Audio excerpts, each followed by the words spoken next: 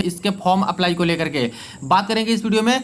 नए तरीके से आप सभी छात्र कैसे यहाँ पे फॉर्म अप्लाई करें, फॉर्म में इस बार एलपी में क्या क्या बदल गया है दोस्तों वो देखेंगे। क्या नए तरह से रजिस्ट्रेशन दोबारा करना होगा या फिर क्या प्रोसेस रहने वाला है। मोबाइल से सारे छात्र कैसे यहाँ पे रजिस्ट्रेशन से प्रिंट तक अपनी पूरी प्रक्रिया है जो कि कंप्लीट कर सकते हैं फॉर्म फिलअप का। तो चलिए A to Z step by step process यहाँ पे देखते हैं फॉर्म फिलअप का, जिससे कोई गलती आप लोग ना करो और फॉर्म रिजेक्ट ना हो। इससे पहले जो लोग चैनल रेलवे भर्ती की पल पल की यहाँ पे लास्ट डेट जो फी पेमेंट का है वो यहाँ पे 13/5/2025 रखा गया है। अकॉर्डिंग जो जोन में भरना चाहते हो एक जोन में ही आप लोग फॉर्म आवेदन कीजिएगा, इस बात का आपको ध्यान रखना है। तो टोटल आरआरबी जोन का यहाँ पे सारी वैकेंसी टेबल भी है। अब दोस्तों आवेदन करने के लिए आपको ये वाले लिंक पे आ जाना होगा rrbapply.gov.in। इसी लिंक से आप लोग आवेदन कर सकते हो और यहाँ पे मैं स्टेप बाय स्टेप प्रोसेस बताऊंगा कैसे आपको मोबाइल से भी अपना फॉर्म है जो कि भरना है, कोई दिक्कत यहाँ पे नहीं हो रही है। सबसे पहले यहाँ पे आते हो तो अप्लाई का ऑप्शन आपको मिल जाएगा, वीडियो के डिस्क्रिप्शन बॉक्स में भी लिंक मिल जाएगा, वहाँ से भी जाके अप्लाई कर सकते हो। अप्लाई पे क्लिक करते ही दो ऑप्शन आपको मिलेगा, create an account, already have an account. तो अगर आपने पहले रेलवे का कोई फॉर्म भरा है, रेलवे का कोई सा भी फॉर्म भरा है तो आपके पास एक अकाउंट होगा, तो ऑलरेडी है मैंने अकाउंट पे क्लिक करना है। अगर आप पहली बार ही रेलवे का कोई फॉर्म भरने जा रहे हो तो ऐसे छात्र को यहाँ पे क्रिएट एन अकाउंट पे क्लिक करना होगा और एक नया अकाउंट बनाना होगा उनको। जो पहले से भर चुके हैं कोई भी एग्जाम में, चाहे एएलपी, चाहे टेक्नीशियन, चाहे जेई में वो भरना चाहते हैं तो ऑलरेडी है मैंने अकाउंट पे क्लिक करना है। ठीक है, तो क्रिएट एन अकाउंट पे अगर मैं मान के चलूँ कि कुछ छात्र नए हैं जिनको यहाँ पे आवेदन करना है बिल्कुल शुरू से, तो ऐसे केस में जल्दी से मैं बताता हूँ। इसके बाद मैक्सिमम छात्र तो ऐसे हैं जिनका तो पहले से कोई ना कोई रेलवे में आवेदन है, उनके लिए मैं बताऊंगा। तो यहाँ पे सिंपली शुरुआत से रजिस्ट्रेशन करना चाहते हैं वो क्रिएट एन अकाउंट पे क्लिक करेंगे, ओके पे यहाँ पे आपको क्लिक कर देना है और इसके बाद आपको डिटेल जो है भर देना है, जैसे कंट्री ऑफ नेशनलिटी हो गया, फुल नेम हो गया, उसके बाद फुल नेम आपको यहाँ पे डालना है और 10th क्लास में जो आपका नाम है उसके बेसिस पे ही आपको सारा कुछ डालना है। चेंज किए हो नाम तो यस और नो में क्लिक कीजिएगा, नहीं तो नो में, यस तो यस में, और इसके बाद आपको डिटेल भी मांगा जाएगा कुछ। इसके बाद डेट ऑफ बर्थ में आपको डालना है बिल्कुल 10th क्लास के सर्टिफिकेट पे जो है उसी का डालना है। जेंडर आपको सिलेक्ट कर लेना है, फादर्स नेम भी 10th क्लास के सर्टिफिकेट पे जो है वो आपको डालना है, मदर नेम भी आपको यहाँ पे डाल देना होता है रजिस्ट्रेशन वाले फॉर्म में। इसके बाद यहाँ पे ईमेल एड्रेस एक डालना है आपको और एक मोबाइल नंबर जो कि हमेशा आपके साथ रहे दोस्तों, भर्ती प्रक्रिया तक यहाँ पे रहना चाहिए क्योंकि इसी में सारा अपडेट आएगा।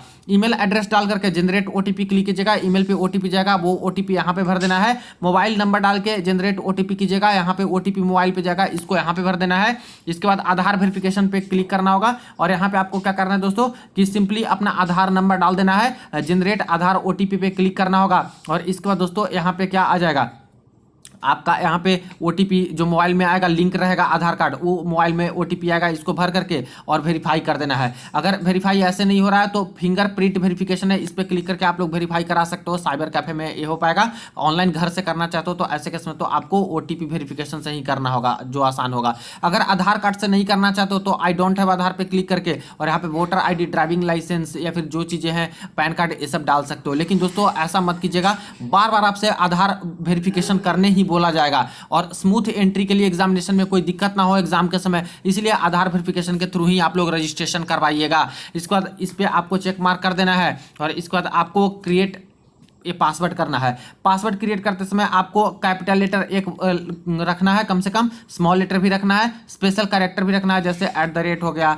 हाइफन हो गया, चाहे कॉमा हो गया, ये सब चीज़ें आपको रखनी है।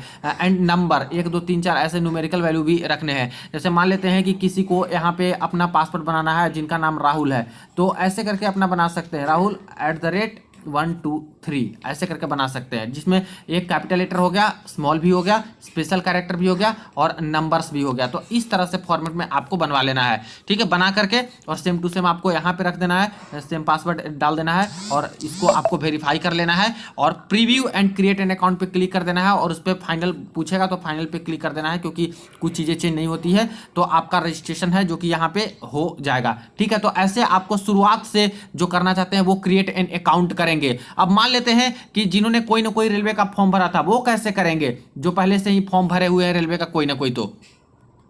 तो देखिए ऐसे छात्र अप्लाई पे क्लिक करके और ऑलरेडी हैव एन अकाउंट है इस पे आपको क्लिक करना होगा। तो इस पे जैसे ही क्लिक करते हो तो आपसे डिटेल मांगा जाएगा साइन इन करने के लिए कि आधार कार्ड से लॉगिन कीजिए या फिर आरआरबी के अकाउंट से लॉगिन कीजिए। ठीक है, अब देखिए आरआरबी के लॉगिन से कीजिएगा तो ऐसे केस में आपसे ईमेल आईडी या फिर मोबाइल नंबर मांगा जाएगा और पासवर्ड मांगा जाएगा। आधार से भी कर सकते हो, आधार पे ओटीपी ये सब जाएगा, उससे भी हो जाता है। तो चलिए लॉगिन विथ आरआरबी अकाउंट पे क्लिक करते हैं। तो इसमें क्या बता रहा है, इसमें आपसे मोबाइल नंबर या तो ईमेल आईडी मांगा जाएगा जो डाल के आपने फॉर्म भरा था कभी रेलवे का। ठीक है, और इसके बाद आपको दोस्तों पासवर्ड यहाँ पे मांगा जाएगा। कभी नहीं 2024 में कोई भी फॉर्म भरे हैं तब आपने बनाया होगा अकाउंट, वो वाला डिटेल। फिर पासवर्ड जो आपने एक बनाया था वो आपको पासवर्ड डालना है। इस पे आपको चेक मार्क करके क्लियर कर देना है जो कैप्चा कोड मांगा जाता है, ये सब रिकैप्चा वाला। और इसके बाद आपको लॉगिन पे क्लिक कर देना होगा। ध्यान रहे अगर कोई पासवर्ड भूल चुके हैं वो अपना पासवर्ड भी मंगवा सकते हैं फॉरगॉट पासवर्ड करके और कीजिएगा तो आपके ईमेल पे एक पासवर्ड रेलवे वाले भेज देंगे और उस पासवर्ड का उपयोग करके आप लोग दोबारा लॉगिन कर सकते हो। अब लॉगिन कीजिएगा तो यहाँ पे आपको ऑथेंटिकेशन भी मांगेगा कि क्या आप लोग यहाँ पे फ़ोन पे ओटीपी मंगाना चाहते हो या फिर ईमेल पे। तो जहाँ पे मंगाना चाहते हो उसको क्लिक करके वहाँ पे ओटीपी आ जाएगा, आपको भर करके आपको लॉगिन कर देना है। अब लॉगिन करते हैं दोस्तों इस तरह से ओपन हो जाएगा जिसमें जनरल इंस्ट्रक्शंस ऑनलाइन एप्लीकेशन करके लिखा है और इसको स्क्रॉल नीचे करते हो तो यहाँ भी दोस्तों ऑनलाइन एप्लीकेशन करके लिखा है। तो इस पर क्लिक कीजिएगा तो एएलपी वाला फॉर्म है जो कि शुरू हो जाएगा। लेकिन इससे पहले दोस्तों कई सारे छात्र का आधार अपडेट करने का भी ऑप्शन है जो कि यहाँ पे आ रहा है। तो आधार अपडेट में देखिए अगर ऐसे आता है तो आपको जनरेट आधार ओटीपी पे क्लिक करना होगा और इसके बाद आपके जो मोबाइल नंबर से आधार लिंक्ड है वहाँ पे एक ओटीपी जाएगा, इस पे डाल दीजिएगा और इसको टिक मार करके आपको वेरीफाई यहाँ पे कर लेना है। क्लोज करते हो तो बार बार ऐसे अपडेट आते रहेगा, इसीलिए वेरीफाई करा लीजिएगा अगर ऐसा आता है तो। नहीं आता है तो कोई बात नहीं। अब यहाँ पे दोस्तों आगे बढ़ते हैं, ऑनलाइन एप्लीकेशन वाला है जो इस पर आपको क्लिक करना होगा। इसके बाद देखिए असिस्टेंट लोको पायलट का यहाँ पे जो डिटेल्स है ओपन हो गया। 1/2025 असिस्टेंट लोको पायलट 12/4/2025 से फॉर्म फिलअप शुरू है। क्लोजिंग डेट 11/5/2025 है। यहाँ से आरआरबी जोन सेलेक्ट कर सकते हो, जैसे यहाँ पे जितने आरआरबी जोन में वैकेंसी है वो सारा कुछ आपको दिख रहा होगा। तो चलिए मैं आरआरबी रांची सेलेक्ट कर लेता हूँ, अपने अकॉर्डिंग देख लीजिएगा, वैकेंसी टेबल भी देख लीजिएगा और इसके बाद आपको यहाँ पे टिक मार्क करना होगा और इसके बाद दोस्तों आपको यहाँ पे नेक्स्ट पे क्लिक करना होगा।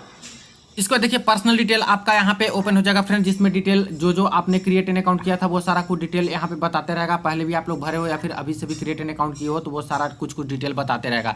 इस सबको मैच आप लोग कर लीजिएगा। इसके बाद यहाँ पे आते हैं तो मैरिटल स्टेटस आपसे पूछा जाएगा, इसको अपडेट कर लीजिएगा, मैरिड हो अनमैरिड हो। इसके बाद रिलीजन पूछा जाएगा, इसको भर लीजिएगा। मदर टंग क्या है वो आपसे पूछा जाएगा, इसको देख लेना है, या फिर भरा हुआ है तो इसको मिला लेना है सही से। इसके बाद choice of language of examination, किस लैंग्वेज में एक पेपर देना चाहते हो तो इसको आपको सेलेक्ट कर लेना है लैंग्वेज में, जो 15 लैंग्वेज दिए गए हैं। ध्यान रहे जो इंग्लिश में पेपर देना चाहते हैं वो इंग्लिश सेलेक्ट करेंगे तो सिर्फ इंग्लिश में ही क्वेश्चन आएगा, दूसरे लैंग्वेज में नहीं देख सकते।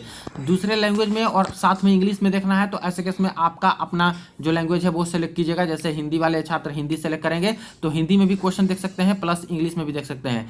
गुजराती सेलेक्ट करने पर गुजराती में प्लस इंग्लिश में, बाय डिफॉल्ट इंग्लिश रहता है तो इंग्लिश में भी क्वेश्चन को देख सकते हैं। तो ये सब चीज़ को ध्यान रखें। इसके बाद परमानेंट विजिबल आइडेंटिफिकेशन मार्क्स 1 और 2, 2 आइडेंटिफिकेशन मार्क्स पूछ रहा है। जैसे a mole on nose candidate ने लिखा है, a mole on left side of forehead, तो जो आपका है कट मार्क है या फिर जो चीज़ है फेस पे या फिर कहीं पे, तो ऐसे करके बता सकते हो। ठीक है, इसके बाद नीचे आते हैं तो कम्युनिटी डिटेल्स में आ जाते हैं, जिसमें पूछा जा रहा है कि क्या आप यूआर हो, ओबीसी हो, एससी हो, एसटी हो, ईडब्ल्यूएस हो। तो जो आप लोग हो यहाँ से सेलेक्ट कर लेना है। इसके बाद अगर ओबीसी वाले हो चाहे एससी, एसटी, ईडब्ल्यूएस, तो आपसे जैसे कि ओबीसी में खास करके ध्यान रखें सारे के सारे छात्र, पहले ही आपसे पूछा जाएगा do you come under OBC non creamy layer, तो इसमें आपको यस टिक लगाना है। अगर आपको दोस्तों ओबीसी का फायदा उठाना है, फायदा लेना है ओबीसी का, तब आपको यस में टिक लगाना होगा। एक होता है क्रीमी लेयर और एक होता है नॉन क्रीमी लेयर। तो क्रीमी लेयर में ही ओबीसी माना जाता है दोस्तों, नॉन क्रीमी लेयर में ओबीसी माना जाता है और क्रीमी लेयर को यहाँ पे यूआर मान लिया जाता है, तो आपको फायदा नहीं होगा। तो ओबीसी नॉन क्रीमी लेयर हो तो यस में आप सभी को टिक लगा देना होगा जो ओबीसी का फायदा उठाना चाहते हैं, वरना नहीं मिलेगा। क्रीमी लेयर कर दोगे चाहे नो कर दोगे इसमें, तो ऐसे केस में क्या होगा, आपको ओबीसी का फायदा नहीं मिल पाएगा, आप लोग यूआर माने जाओगे। नेम ऑफ द कास्ट, अपना कास्ट का जो है नाम डाल देना है। कम्युनिटी सर्टिफिकेट नंबर, जो सर्टिफिकेट का नंबर है दोस्तों उस पर रहता है, उसको डाल देना है।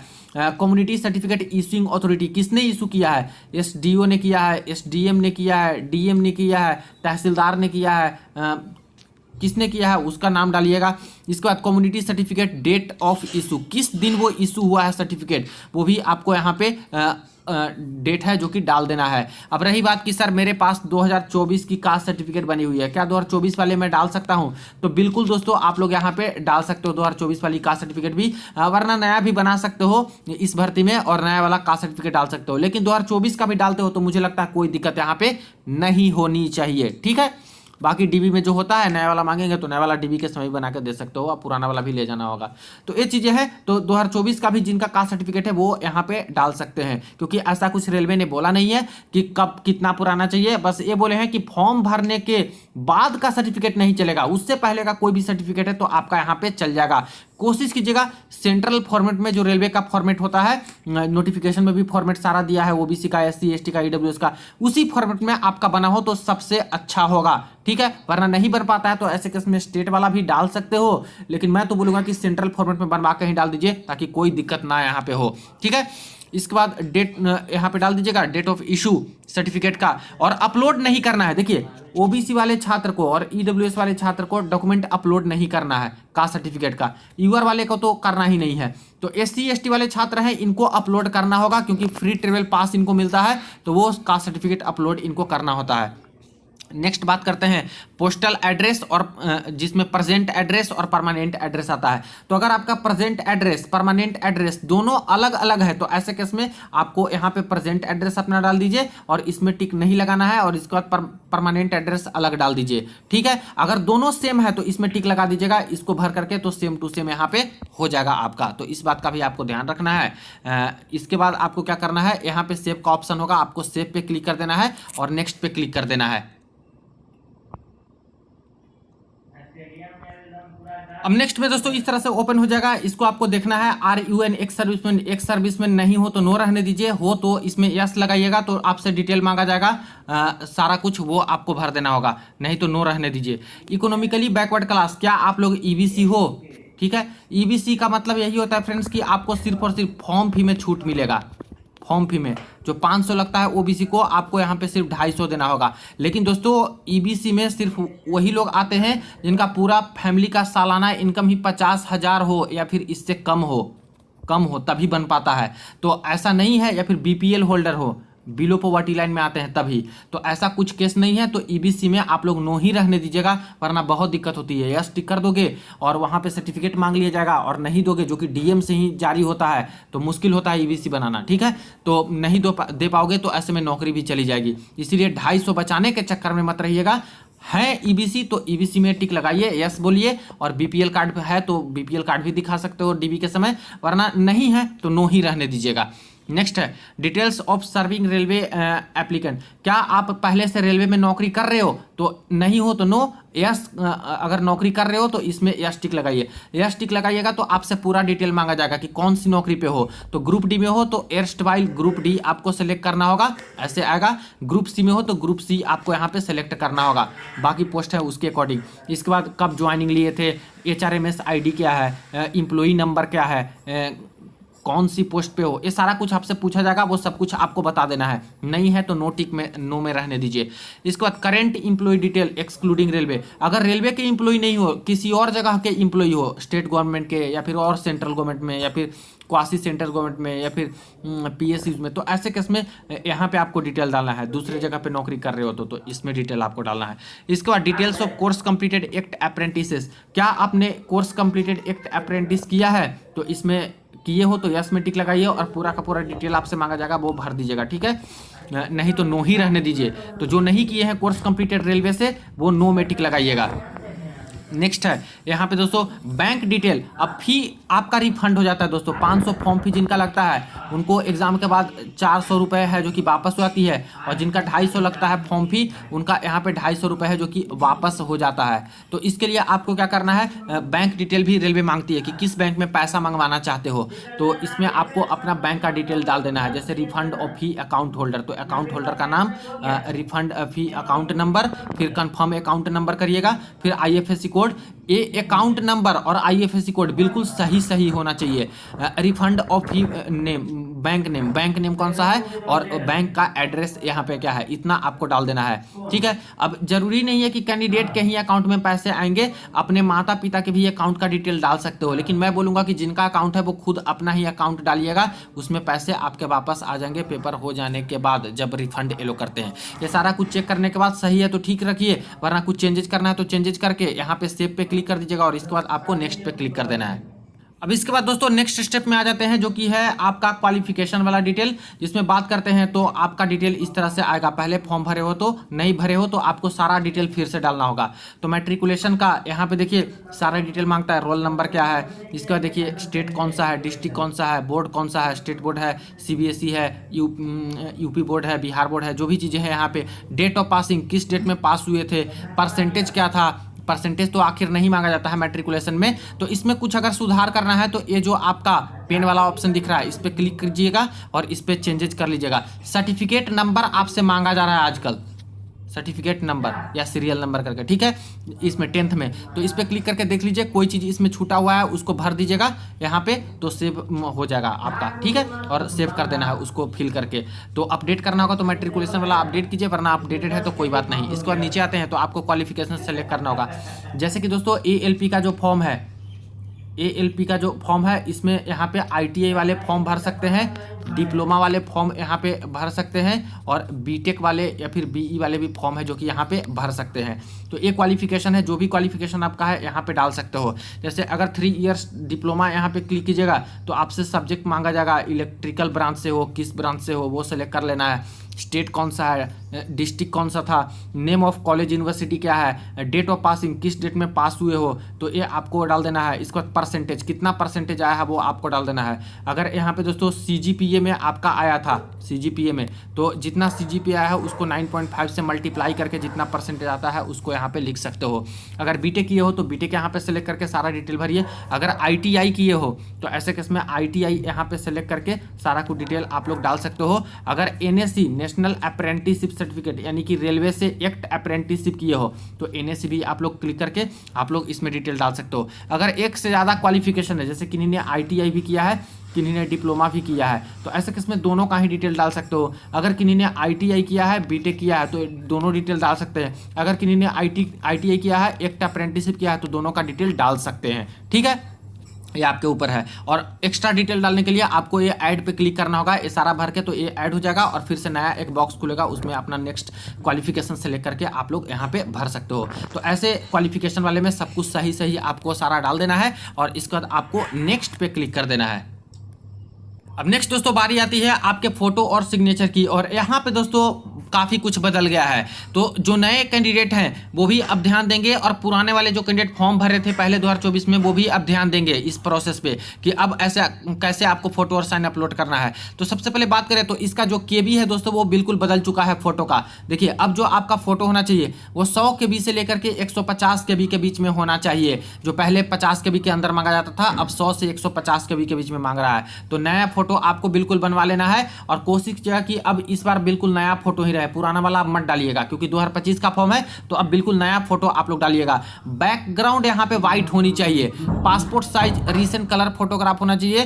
देखिए साफ साफ बोला है कि 2 महीना से ज्यादा पुराना ना हो, तो इस बात को बिल्कुल भी ध्यान रखें। पुरानी वाली नहीं चलेगी 2024 वाली, अब 2 महीना से ज्यादा पुराना नहीं होनी चाहिए, बिल्कुल नया फोटो आप लोग खिंचवा के डाल दीजिए, या फिर 2 महीना पुराना है तो भी चल जाएगा। यहाँ पे 35 mm × 45 mm होगा, 320 × 240 पिक्सल का जो कि दिया गया है, हाइट 320 पिक्सल, और यहाँ पे जो ब्रेड्थ है वो 240 पिक्सल का होना चाहिए। तो फोटो घर से भी बना सकते हो सही से, PI7 करके एक वेबसाइट है दोस्तों, इससे आपको यहाँ पे फोटो को रिसाइज करना, पिक्सल में लाना, KB में लाना, ये सब कुछ हो जाता है। PI7 ऐप है, और आप लोग गूगल से भी डायरेक्ट गूगल में टाइप कीजिएगा PI7 इमेज रिसाइजर या फिर image convert image in pixel, ऐसे करके डालिएगा तो सारा कुछ आ जाएगा। KB में भी बदल सकते हो, रिसाइज भी कर सकते हो, गूगल से ही ये काम हो जाएगा, एप्लीकेशन डाउनलोड करने की ज़रूरत भी नहीं पड़ेगी।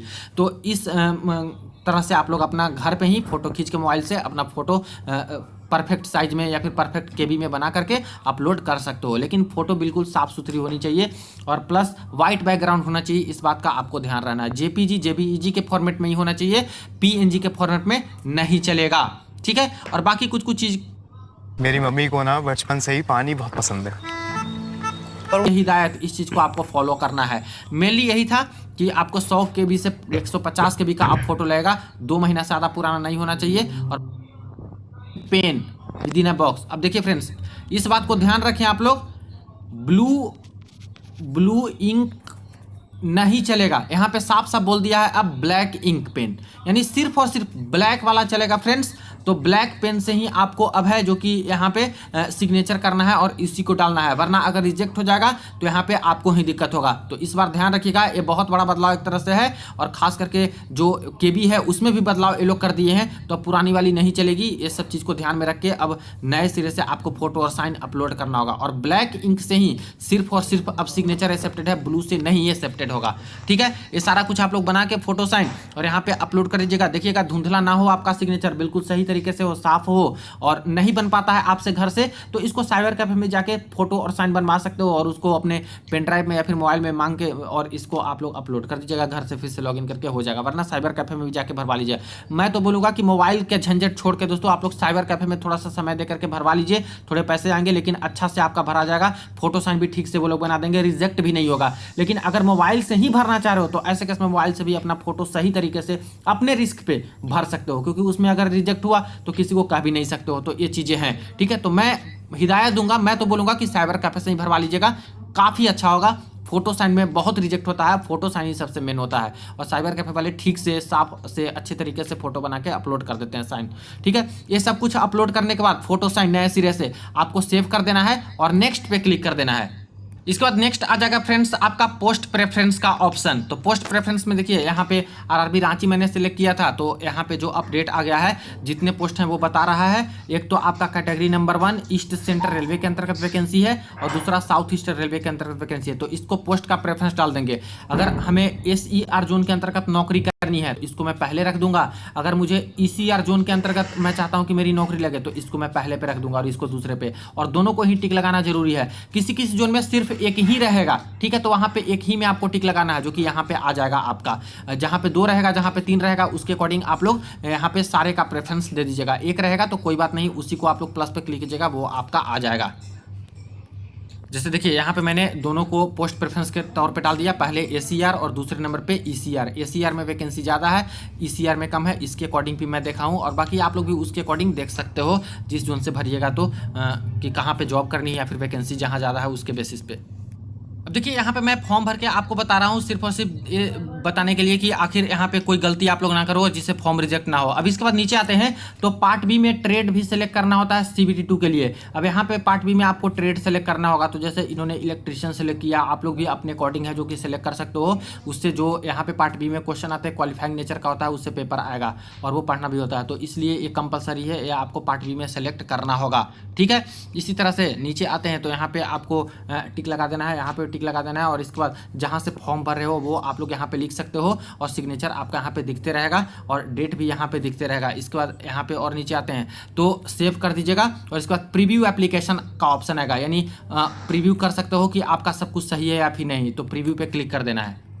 अब देखिए प्रीव्यू में एक एक चीज़ आपको मिला लेना है, डिटेल में मिला लीजिएगा कि कहीं पे कोई गड़बड़ी तो नहीं है। अगर कहीं पे कोई गड़बड़ी नहीं आपको लगती है, सब कुछ सही लगता है, तब आपको क्या करना है, आई हैव रीचेक्ड पे टिक कर देना है और सबमिट कर देना है। अगर कोई गड़बड़ी लग रही है तो एडिट पे क्लिक करके आप लोग फिर से एडिट कर सकते हो, जहाँ जहाँ कुछ बदलाव करना है उसको बदलाव कर सकते हो और फिर से प्रीव्यू पे आकर के आपको सब कुछ सही लगे तो आपको फाइनल सबमिट यहाँ पे कर देना है। फाइनल सबमिट कर दीजिएगा। आपका दोस्तों फॉर्म है जो कि यहाँ पे सबमिट हो जाएगा। हो सकता है आपसे एक OTP भी मांगे मोबाइल पे और OTP डाल दीजिएगा तो आपका फॉर्म है जो कि सबमिट हो जाएगा और आपको SMS के तौर पे भी बता दिया जाएगा, ठीक है, कि आपका फाइनल सबमिट हो गया है। इसके बाद दोस्तों आपका पेमेंट और ऑटोमेटिक खुल जाएगा, पेमेंट का ऑप्शन। पेमेंट आप लोग UPI कर दीजिएगा। जो UR वाले और OBC वाले और EWS वाले हैं उनको 500 रुपये लगेंगे और SC और ST और जो फीमेल कैंडिडेट हैं और माइनॉरिटीज़ उनको यहाँ पे 250 रुपये लगते हैं। तो जो आपका फॉर्म फी लगे उसके अकॉर्डिंग आपको फॉर्म फी है जो कि सबमिट कर देना है। फॉर्म फी आपका सबमिट हो जाएगा। इसके बाद आप लोग पुनः दोबारा आइएगा। आप लोग शुरुआती फॉर्म है वो सारा कुछ यहाँ पे दिखने लगेगा। आपका एलपी वाला 2025 का भी दिखने लगेगा। और यहाँ पे दोस्तों क्या कर सकते हो कि व्यू एप्लीकेशन वाला जो ये ऑप्शन है इस पर क्लिक करके आप लोग एप्लीकेशन को प्रिंट आउट कर सकते हो। अगर किसी का पेमेंट अटक गया है तो दोस्तों पेमेंट दोबारा भी यहाँ पे कर सकते हैं। पेमेंट दोबारा करने के लिए आपको वेट करना होगा थोड़ा।